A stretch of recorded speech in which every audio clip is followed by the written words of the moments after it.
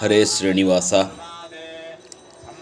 கார்த்திக மாசத்திலே மாசமூர்த்தியாக கார்த்திக தாமோதர நிற்கும் துளசிக்குமாக விவாகம் செய்வித்து தீபஸ்தம்ப பூஜைகளையெல்லாம் செய்து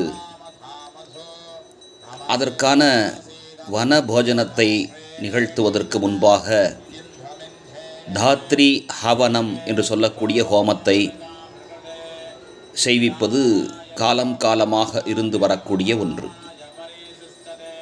இந்த இடத்திலே தாத்ரி என்றால் நெல்லி என்று உங்களுக்கு தெரிந்திருக்கும். காட்டு நெல்லி மரத்தடியிலே ஸ்ரீ தாமோதரனுக்கும் துளசிக்கும் விவாகம் நிகழ்த்தி அதற்கான ஹோம ஹவனங்களை எல்லாம் செய்வதுதான் தாத்ரி ஹவன நிகழ்வு அல்லது விழா. அது ஏன் நிகழ்த்தப்படுகிறது என்பது பார்ப்பதற்கு முன்பாக ஸ்ரீஹரி விஷ்ணுவின் ஒரு கண்ணில் வழியாக வந்த ஆனந்த பாஷ்பம் என்று சொல்வார்களே, ஆனந்த கண்ணீர், அது காட்டு நெல்லியாக, தாத்ரி என்று சொல்லக்கூடிய காட்டு நெல்லியாகவும், மறு கண்ணில் வந்த ஆனந்த கண்ணீர் துளசியாகவும் அவதாரம் எடுத்தது என்று சொல்கிறார்கள். மரங்களில் காட்டு நெல்லி மரத்தில், தாத்ரி மரத்திலே குடிகொண்டிருக்கிறான் ஸ்ரீஹரி விஷ்ணு என்பதால் பிரம்மா ருத்ரர்கள் கூட அவரவர்களுக்கு ஒரு மரம் என்று உடனே குடிகொண்டார்களாம். பிரம்மா அஸ்வத்த மரம் என்றால் ருத்ரன் வில்வ மரம், இப்படி தேர்ந்தெடுத்து கொண்டார்கள். மரங்களை வழிபடுவது என்பது வேத காலத்திலிருந்து ஆரம்பித்து இன்றளவும் தொடரக்கூடிய ஒன்று என்பதை மறந்து விடாதீர்கள். இந்த இடத்திலே வழிபாடு என்பது அதை போற்றுதல் என்று பொருள். இன்றைக்கு நீங்கள் கவனித்தீர்களானால் ஆயுர்வேத மருத்துவத்திலே தாத்ரி என்று சொல்லக்கூடிய காட்டு நெல்லி இல்லாமல் ஒரு மருந்து இல்லை. அதை அமிழ்து என்று கூட வர்ணிக்கிறார்கள். அதுவும் சொல்லப்போனால் நம்முடைய தருமபுரி மாவட்டத்திலே அதிகமான் ஆட்சி செய்த பொழுது கிடைத்தற்கு அரிய நெல்லிக்கனியை அவ்வைக்கு ஈந்து தமிழ் வளர வேண்டும் என்பதற்காக நீண்ட நாள் ஆயுளை தரக்கூடிய அந்த நெல்லியை அவ்வைக்கு தந்தான் என்று நமக்கு பாடல்கள் சொல்லுகின்றன. இந்த நிகழ்வு நீங்கள் பார்த்தீர்களானால் வனத்திலே செய்ய வேண்டும். காடு என்பது வேறு, வனம் என்பது வேறு. வனம் என்பது இந்த இடத்திலே நிறைந்த மரங்கள் சேர்ந்த ஒரு தொகுப்பு, தோப்பு என்று சொல்லலாம். காடு என்பதற்கு வடமொழியிலே ஆரண்யம் என்கின்ற இன்னொரு பதம் இருக்கிறது. இது வனம். தோப்பாக சூழ்ந்த ஒரு பகுதியாக இருக்க வேண்டும். அதிமுக்கியமாக நதி தீரமாக இருந்தால் இன்னும் விசேஷம்.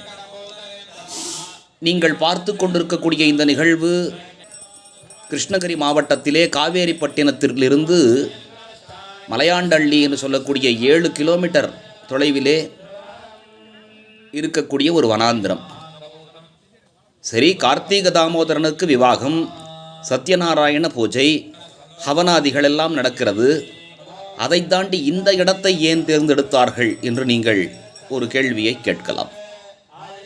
கிட்டத்தட்ட 10-11 ஆண்டுகளுக்கு முன்பு எதேச்சையாக இங்கே பக்தர்களுக்கு கண்ணுக்கு தெரிந்த ஒன்றுதான் இங்கு இருக்கக்கூடிய ஒரு சந்நியாசியினுடைய, ஒரு சிற்புருஷருடைய பிருந்தாவனம், அதாவது சமாதி.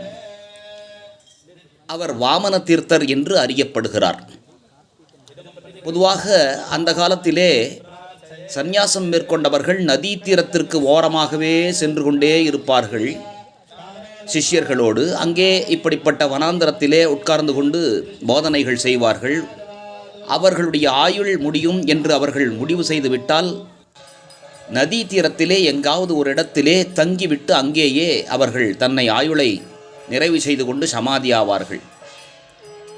என்னுடைய நண்பர் ஒருவரை இன்றைக்கு சந்தித்து பேசும் பொழுது, பென்னேஸ்வரன் ஐயா அவர்களை சந்தித்து பேசும் பொழுது, இதே தென்பெண்ணை ஆற்றின் ஓரமே கிட்டத்தட்ட 10 கிலோமீட்டர் தூரத்திற்கு உள்ளாகவே 20க்கும் மேற்பட்ட சந்நியாசிகளினுடைய, அதாவது சிற்புருஷர்களினுடைய பிருந்தாவனங்கள் இருக்கிறது என்று அவர் சொன்னார். அது போன்ற ஒரு பிருந்தாவனம்தான் இது. இந்த இடத்திலே வனபோஜனம் நிகழ்த்துவது என்பது மிகப்பெரிய விசேஷமாக கருதப்படுகிறது. எல்லா பக்தர்களும் தர்மபுரி, கிருஷ்ணகிரி மற்றும் ஏன் பெங்களூரிலிருந்து கூட, சென்னையிலிருந்து கூட பக்தர்கள் வந்திருந்தார்கள்.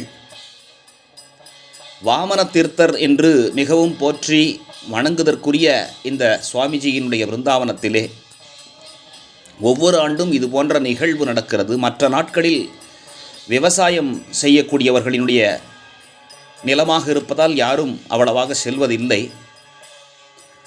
இந்த சமயத்திலே நீங்கள் சென்றீர்களானால் தரிசனம் செய்து கொண்டு தீர்த்த பிரசாதமாக அன்னதானம் நிகழ்த்துவார்கள். அதையும் பிரசாதமாக உட்கொண்டு அங்கிருந்து நீங்கள் வரலாம். மிகவும் ரம்யமான ஒரு சூழல், அழகான தென்னந்தோப்புகள் மற்றும் பல வகை மரங்கள் சூழ இருக்கக்கூடிய இந்த காட்சியை நீங்கள் பார்த்து கொண்டிருக்கிறீர்கள். பாருங்கள், இந்த சுவாமிஜி தான் வாமன தீர்த்தர் என்று அறியப்படுகிறார். வணங்கி மகிழ்பவர்களுக்கெல்லாம், அதிமுக்கியமாக திருமணம் ஆகாதவர்களுக்கு அடுத்தடுத்து திருமணம், இன்னும் பல அதிசயங்களை அள்ளி வழங்கும் இந்த வாமன தீர்த்தரை போற்றி மகிழ்ந்து வணங்கி இரு பாத கமலங்களில் சரண் புகுந்து நீங்களும் பிரார்த்தனை செய்து கொள்ளுங்கள். உங்களுக்கும் உங்கள் வாழ்விலும் அதிசயங்கள், அற்புதங்கள் புரிவார்கள். ஏனென்றால் இப்படிப்பட்ட சித்புருஷர்கள் பக்தர்களுக்கு தன்னுடைய தபசக்தியினால் வாரி வழங்கவே எப்பொழுதும் காத்திருப்பார்கள். ஹரே ஸ்ரீனிவாசா.